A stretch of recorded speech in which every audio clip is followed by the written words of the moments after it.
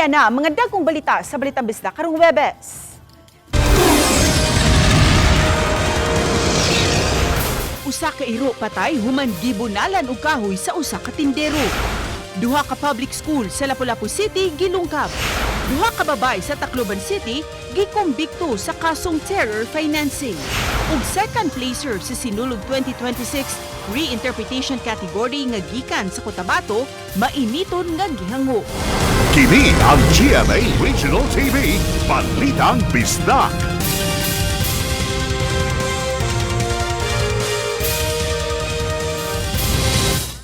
Maayong hapon, ako si Cecil Kibod Castro.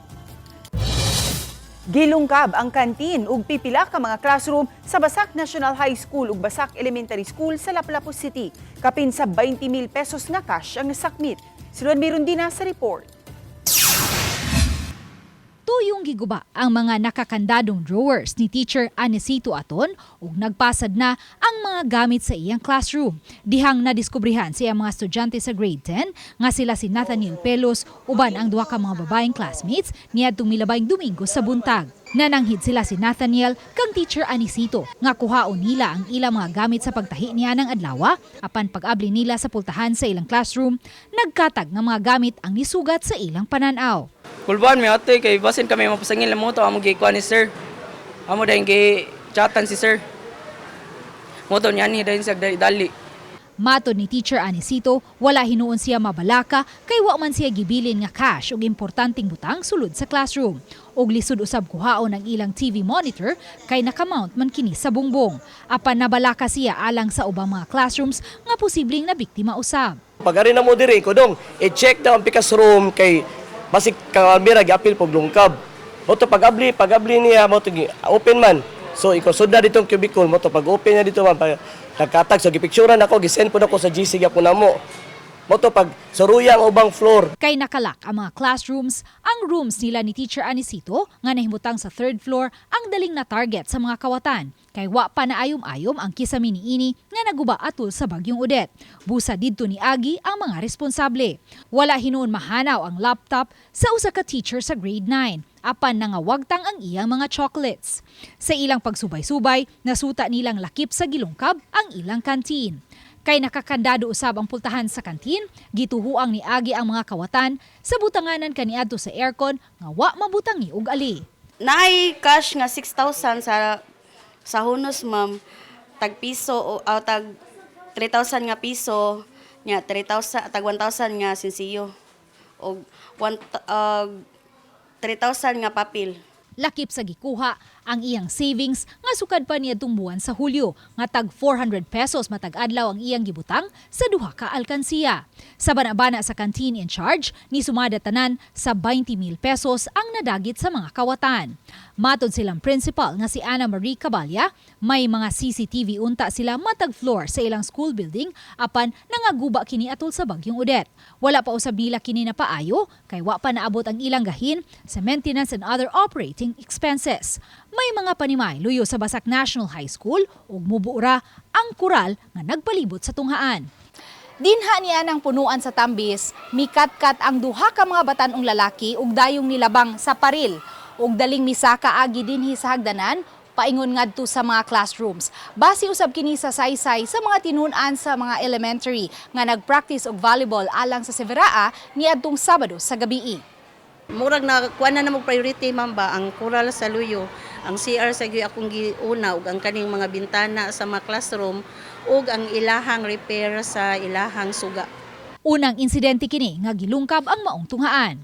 Gawa sa Basak National High School, may duha usab ka classroom sa grade 4 sa Basak Elementary School ang gilungkab. Duda sa mga teachers, managsama ra ang responsable sa hitabo.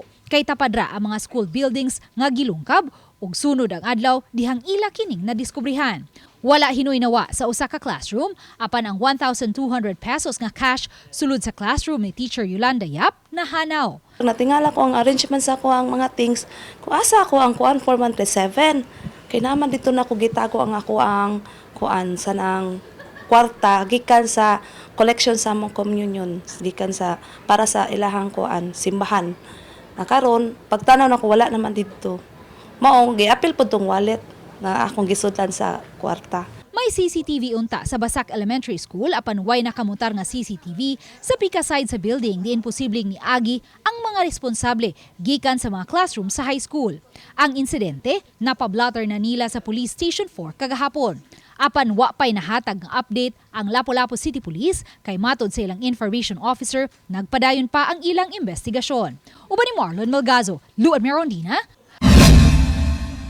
Balitang Bisdak.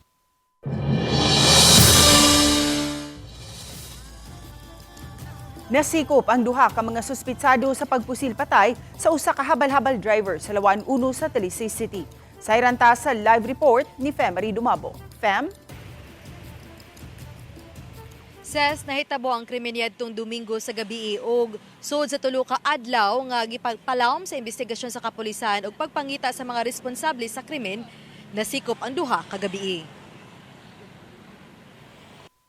Si alias Patuk, 49 anyos, usa ka habal-habal driver, gipusil sud sa Eternitan sa Upper Lawaan 1, dakbayan sa Talisay niadtong Enero 18 sa gabi. Gisulod siya sa gunman samtang nagdulag online nga sugal. Dayon pusil ka duha ka higayon siyang ulo. Nakadagan pa si alias Patuk, apan nahagba ra gihapon kini ug wa nay kinabuhi sa dihang gisuwayan kini pagtabang. Bato di Police Lieutenant Colonel Humubono Sayon, hepe sa Talisay City Police, nga nakakuha og kopya sa CCTV ang iyang mga operatiba nga nahimong kahimanan aron mailhan nila ang mga suspitsado. Nasikop nila og una ang usa sa mga suspect nga si alias Keith, taga Barangay Lawaan 2. Gitumbok siya nga miposil sa biktima. Nakuha gikan kaniya ang motorsiklo nga gituang gigamit isip getaway vehicle. Usa ka helmet ug usa ka parisan sa tsinelas. Pag-backtrack po nato sa mga CCTV footages, corroborated po sa mga statements ato ang mga witnesses, na-identify nato na locate gid nato ang gunman. Tulo ka oras gikan sa pagkasikop ni alias Keith, nasikop usab ang iyang kauban dito sa Barangay Tunghaan lungsod sa Milanilla. Giila ang nasikop nga si alias Upaw, 40 anyos, kinsa gitumbok sa gunman nga mo'y nisugo kaniya pagpusil patay kang alias Patok. Nadakpan siya pinaagi usab sa tabang sa kapulisan sa Minglanilla. Nakuha gikan ni alias Upaw ang usa ka 45 nga pistola, usa ka magazine ug may duha ka mga bala. May kalambigitan sa ginadili nga drogas ang gingong motibo sa krimen. Nalambigit ang biktima ug ang mga dinakpan sa pagpamaligya sa dinagkong bulto sa ginadili nga drogas. Gingong sakop usab sa gun for hire ang maong mga dinakpan. Sa nasa gitanaw, no, not only here in Talisay, to include also other places, katong mga shooting sa mga sikbit nga lungsod, mga syudad, because we believe this suspect is involved for gun for hire. Gun for hire. At the same time sa disposal of illegal drugs, sir? I would like to commend yun ang atuang personnel, no, nga sub yun ang pag-imbestiga, wag yun dangi pag follow up until locate yun na arrested yun atong suspects. Gisubay sa kapulisan ang armas nga nakuha sa posisyon ni alias Upaw kung mao ba kini ang gigamit sa pagpamusil.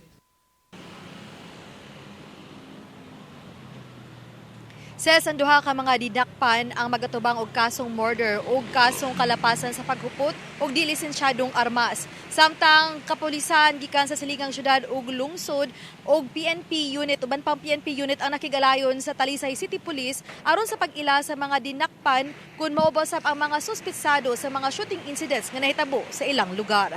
Ses, Dagang salamat, Fem Dumabo. Gibunal-bunalan hangtod mamatay ang usa ka iro sa dakbayan sa Mandawi. Butang nga gireklamo sa iyang tag-iya. Desidido kining musang at gayud og kaso batok sa responsable. Ano ang report ni Nico Sereno? Hustisya para kay Cooper. Kini ang gipanawagan ni usa ka pamilyahan sa Mandawi City sa nahitabo sa ilang pinalangga nga Labrador. Wala damha nga nakagawas kini sa ilang balay niadtong miaging simana. Human pang ita ang iyang chain. Dayon naabot sa usa ka tindahan sa may barangay Kanduman. Didto giingong gipuspusan kuno kini sa usa ka tindero og buwad human simhuta sa iro ang karton niini. Gingong gigamit kahoy nga gilambos sa makadaghang higayon. Kagahapon nag-abot ang tag-iya ug ang gireklamong namunal sa iro nga gipatawag sa barangay hall. Ang katong owner mapayag sila case. Even nga nagpasaylo ang katong nagpatay pero ibaw man ta nga iro ang tao na duglaber ko to sila. Pero ang kuan ang akusado nagpasaylo. In fact nihila ko hapon sa barangay. Wala una nagpa-interview ang tag-iya sa iro apan mihatag sa GMA Regional TV og detalye og mga videos nga nahipos nila sa insidente. Wala hinon makuhai sa CCTV ang pagbunal. Apan nakuha sa laing video si Cooper sa wala pa ang insidente, naghigda ra kilid sa karsada. Wa pa namo makuha ang habig sa gireklamong namunal sa iro. Pero sa pag-atubang niini sa barangay, sa moto iyang gipuspusan largo. Unya na ako niingon nga patyan na kay rumuang na. So iyang gitiwasan. So mao na inisya na to nga naibawa dito based sa istorya sa mga tao. apan gihimakak kini sa tag-iya kay inatiman ang iro, buutan ug dili agresibo. Hilabihan ang kaguol nga namatay kini ug wala sila'y nahimo. Laing hugna sa hearing ang ipatawag sa Kanduman Barangay Hall ugma ug giimbitar ang duha ka habig. Matod ni Kapitan, kinsa mo'y ABC President, kung dili kini mahusay, mo-issue ang lupon sa Certificate to File Action para makasangat na og kaso ang naagrabyado nga pamilya. Sa pakisusi sab namo, wala pa na blotter sa Station 6 sa kapulisan ang hitabo apan gi-refer una ang reklamante sa Barangay Hall. Nico Sereno, Balitang Bisdak. Patay ang mag-amahan samtang kritikal ang inahan ug laing anak human sa vehicular incident sa Bayawan City sa Negros Oriental. Kini human magbangga ang motor nga gisakyan sa mga biktima ug pick-up truck sa Barangay Nangka. Dead on arrival sa Bayawan District Hospital ang 32 anyos nga lalaki ug ang iyang 12 anyos nga anak nga lalaki. Samtang kritikal pa ang iyang asawa ug ang 8 anyos nga anak nga lalaki. Sa investigasyon sa kapulisan, padulong muuli ang mga biktima dihang gikasugat nila ang truck nga may overtake sa laing sakyanan ug ulahi dihang nakita sa driver ang kasugat nga motor nga gisakyan sa mga biktima. Sa kakusog sa impact, nangalagpot ang upat ka mga sakay sa motorsiklo samtang napasok sa ilawom sa pick-up ang motor. Voluntaryong mitahan sa kapulisan ang driver sa pick-up truck. Gisuwayan pa si GMA Regional TV nga makuha ang habig sa driver ug ang mga kabanay sa mga biktima. Ang pick-up, nagsunod siya o unidentified vehicle. Tapos, ni-overtake siya, wala siya kabantay, siguro itong kuhaan, itong incoming na si Party A. Dito sir, na igugin niya. Kini ang GMA Regional TV, Balitang Bisdak.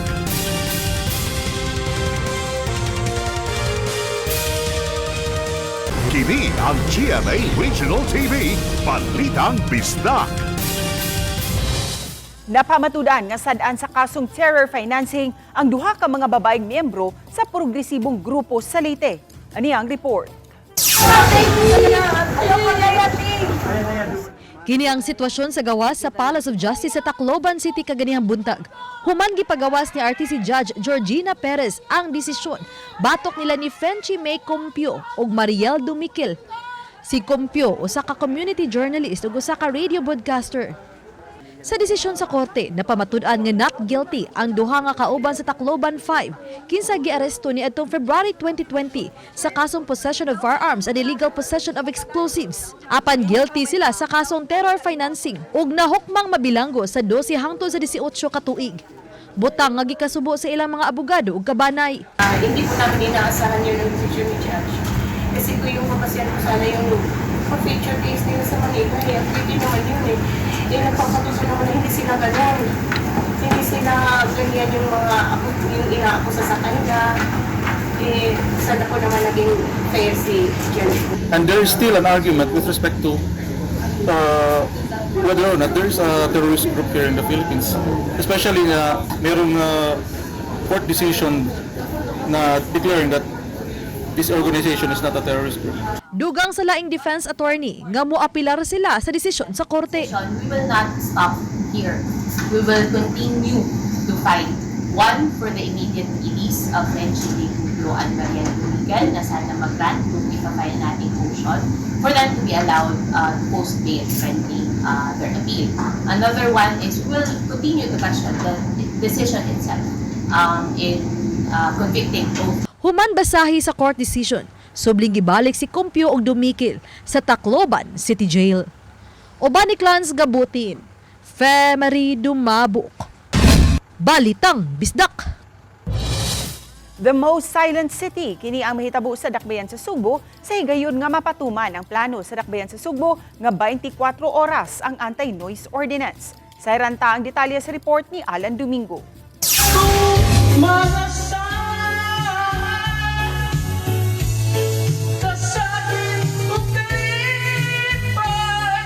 Nahimo ng palabay sa oras sa ubang tao ang pagvidyoke o pagpatukar sa sunata nga hilabihan ka kusog nga makaisturbo na sa ubang mga tao labi na panahon sa tingkatulog. Apan dili lang katulog sa gabi kundi apil usab kadto mga tulog panahon sa adlaw kay panggabi man ang trabaho. Sama na lang sa matrabahante sa BPO nga shifting ang working hours. Usa lang kini sa mga saba-saba nga mugna sa tao nga mahiapil unya sa 24 oras nga pagpatuman sa anti-noise ordinance sa Cebu City. Gipahibaw kini ni Vice Mayor Tomas Osmeña ato sa press conference diin gimugatan ini nga angayang masanta na ang nang hinubra nga pagmugna o kasaba nga makadaot usab sa uban. We have about 100,000 work at home people. And they cannot put food on their plate because the goddamn neighbor doesn't like to stop his karaoke.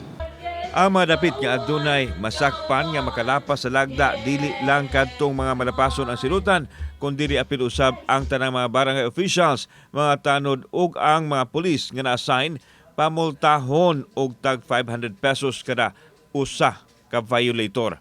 Giklaro sa Vice Mayor nga aduna pa ipahigan nga public hearing sa nahuna-una ang lakang ug wa pa matakda kun kanus kinihimuon. Ipaagi usab sa konsiho ang pagpatuman niini. If there is any violation in any barangay, each of these people, every policeman in that barangay, every respondent in that barangay, every tanod in that barangay will get a 500 peso fine for every single violation. They don't like me, they can shoot me. I'll shoot them also. Samtang ipaniguro sa Vice Mayor ang seguridad ug ang kaluwasan sa mga trabahante. Subli usab niini gisgutan ang importansya sa gitinguha nga pagbutang og mayor sa gabi din iyang giingon nga ang Cebu City ang mag-una niini dili lang sa Pilipinas kundi dili sa tibuok kalibutan. Maghatag usab kining seguridad ug dakong kasayon sa mga nanarbaho panahon sa kagabhion. Kauban si Clover Lumayag, ako si Alan Domingo. Balitag Bisdak. Bisan nga walay direktang ASEAN event nga himuon sa Mandaue sunod semana apan nangandam ng daan ang kapulisan niini. Sa habig sa Mandaue City Police, road security ang i-provide nila aron mabantayan ang agianan unya sa mga delegado nga mulabang gikan sa Lapu-Lapu City paingon sa Cebu City ug pabalik. 60 ka mga pulis ang i-deploy sa MCPO sunod semana aron mobantay sa kadalanang kaagian sa mga partisipante. Adunay dugang pwersa usab nga i-deploy gikan sa ubang ahensya aron masiguro ang kahapsay sa maong international event. To secure the routes where our delegates will be passing through, meaning from the airport or from Lapu-Lapu City towards Cebu City. So we have earmarked about 60 personnel plus 30 personnel from other agencies para mutabang para bantayan ang ruta kung asa agianan.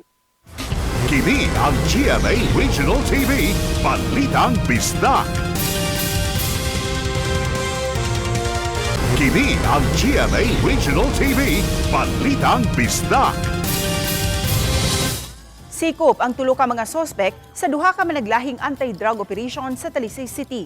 Unang nasikop ang 40 anyos nga babay nga ginganlan og alias Titang. Dugay nang gipanid-an sa kapulisan ang mga lihok ni Titang. Sa dihang napalitan kini og shabu didto na gilusad ang bypass operation. Nakuha gikan kaniya ang gituhuang shabu nga mitimbang og 5.1 grams nga mobalor sa dulan 35,000 pesos. Giila ang dinakpan nga usa ka high-value individual.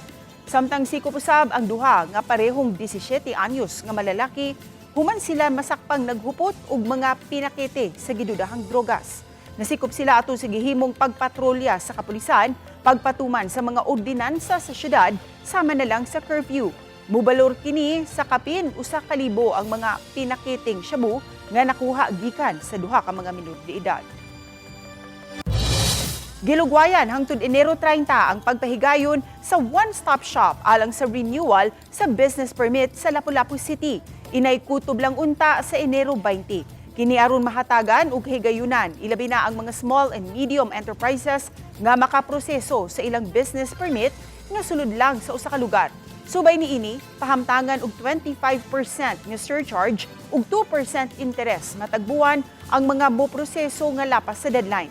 Mukapin, adunay kapin 16,000 ka mga rehistradong patigayon ang Lapu-Lapu City. Target sa city government nga makakolekta og 1.2 billion pesos nga business tax karong tuiga. Tungod sa walay puas nga suporta ninyo mga kapuso, nagpabiling number 1 gihapon ang GMA Network. Sa miaging 2025, miabot sa kapin 60 milyones ang nananaw sa GMA. Mapasalamaton kami sa inyong pagsunod sa among mga programa sa telebisyon, radyo, online ug sa uban pang mga platform. Ani ang report. Matawag nga milestone alang sa GMA Network ang tuig 2025 tungod kay gisaulog usab ang ika-75th katuig nga kasumaran sa Kapuso Network. 75 katuig nga mihatod sa tinaw, patas ug kasaligang mga balita ug makapahinuklob nga mga dokumentaryo ug sa ubang mga programa nga naghatag og kalipay ug kalingawan sa mga Pilipino sa bisan asa mang suok sa kalibutan. Sa tuig 2025, gipalig-on sa Kapuso Network ang pagka-numero 1 niini, human nga mapabili niini ang 86.2% net reach gikan sa Enero hangtod sa Disyembre 2025. Subay kini sa data sa Nielsen Television Audience Measurement. Ikatandi kini sa 62 million viewers. Kung ipuno pa ang GTV, iHeart Movies ug Heart of Asia, moabot kini sa 63 million viewers ang naalagaran sa GMA Network. Gidominar sa Kapuso programs ang top 30 most watched nasod subay sa aggregate ratings. Apan mga kapuso, ang suporta dili lang kutob sa telebisyon, apan lakip na usab ngadto sa online. Ang GMA ang top Southeast Asian creator, sulod na hapit 2 ka tuig sa entertainment and media category subay sa data sa Tubular Labs ni atong 2025. Sa laktod, misumada kini og 74.4 billion video views ang nakuha sa GMA across all platforms hangtod sa December 31, 2025. Matod sa Tubular Labs ug sa Hootsuite Analytics, miabot sa 18.5 billion ang kinatibuk ang video views sa Facebook, TikTok o YouTube. Lakip sa radyo, nagunagihapon ang GMA. Karong 2026, taha sa GMA Network nga mahatod ang labing bago ug mas nindot pa ug mabulukon nga content nga padayong maghatag og kasayuran, inspirasyon ug kalingawan kaninyo nga mga kapuso. Ako si Orchid Silapingkaw, Balitang Bisda.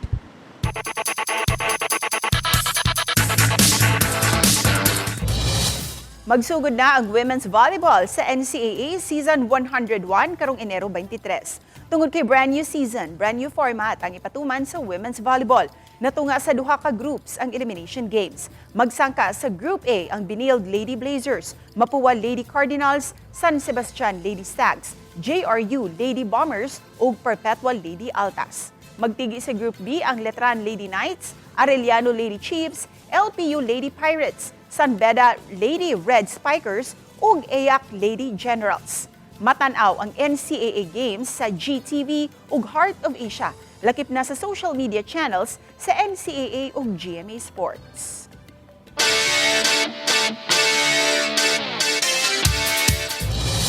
Mainitong gihangop sa taga Cotabato ang ilang sinulog contingent nga gitawag og Kalibungan Festival. Kinihuman naangkon nila ang second place sa Best in Ritual Showdown sa Free Interpretation category, third place sa Best in Street Dancing ug third place sa Best in Musicality sa Free Interpretation category. Daw sama si Heroes Welcome ang naangkon sa mga contingent members gikan sa ilang lokal nga kagamhanan ug sa mga residente. Makita sa video nga gipasiritan sila og tubig sa mga bombero isip pag-congratulate kanila. Samtang gisugat usab sila sa mainitong paghangop sa mga residente sa Bais City ang ilang hudyaka sa Bais contingent. Nagmotorkada ang mga contingent ug giwarawara sa mga residente ang ilang bandera ngadto kanila. Nakadaog ang Hudyaka sa Bais isip 3rd place sa Best in Ritual Showdown sa Free Interpretation category, 5th place sa Best in Street Dancing ug 2nd place sa Best in Musicality sa Free Interpretation category. Busa, congratulations kaninyong tanan. Gipaubos sa libreng check-up sa Talisay City Health Office ang tanang traffic enforcer sa City Toda karong adlaw. Nangunay ang upat ka mga doktor sa City Health Office sa pagsusi sa kahimtang sa panglawas sa mga traffic enforcers. Gawa sa basic check-up, gidala usab sa City Health ang ilang mobile clinic ug ang ubang laboratory equipment aron mapaubos ang mga traffic enforcer sa ECG ug sa uban pang lab tests. Lakip sa nakabinipisyo ang mga sakop sa Talisay City Traffic Police kay usaraman ug buhatan ang City Toda ug Traffic Police. Matud ni City Health Officer Dr. Ray Cesar Bautista nga gigihanan nila og adlaw ang tanang sakop sa City Toda kay ang mga traffic enforcer exposed kanunay sa grabing kainit sa adlaw ug uwanon nga panahon. May mga tambal usab nga gihatag sama sa maintenance medicines ug mga bitamina. In recognition of the fact nga sila exposed by kining ilang trabaho, ma'am, nga ganahan ta nga healthy gid sila ba.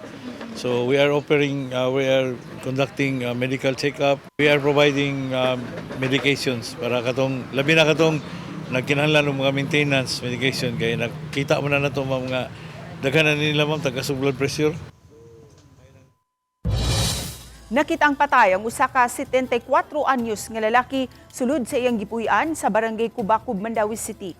Ang pag-umangkon sa biktima ang unang nakabantay niini kay unta iyang gitawag ang 74 anyos aron iyang kuyugan pag-claim sa iyang pensyon.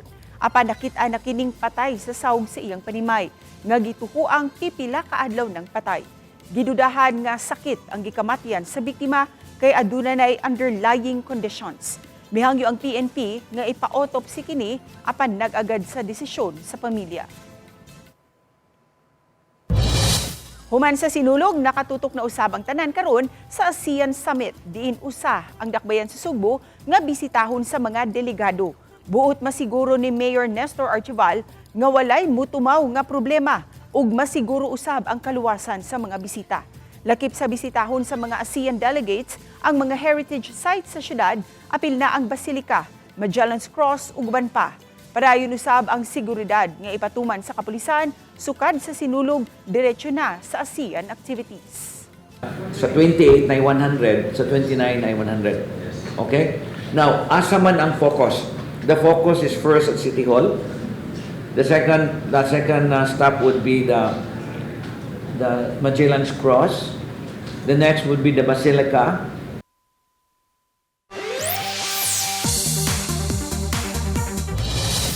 Ani ay kapuso artist nga maghatag kanato og inspirasyon. Siya si Naj Zablan, kinsa nagsugod sa pagkahilig sa musika sukad 4 anyos pa lang siya. Ang iyang inahan ang nagtudlo kaniya unsaon pagtukar og gitara. Sagad sa iyang mga awit inspired sa pagtuo, paglaom ug gugma.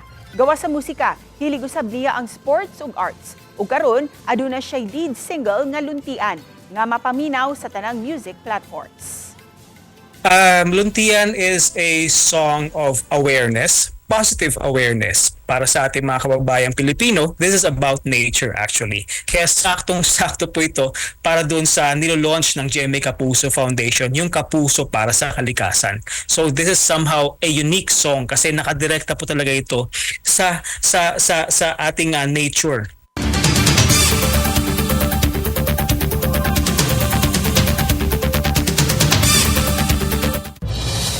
Kami ang GMA Regional TV Balitang Bisdak. Kinatibok ang puwersa alang sa mas dakong misyon ug mas halapad nga pag-alagad sa nasod.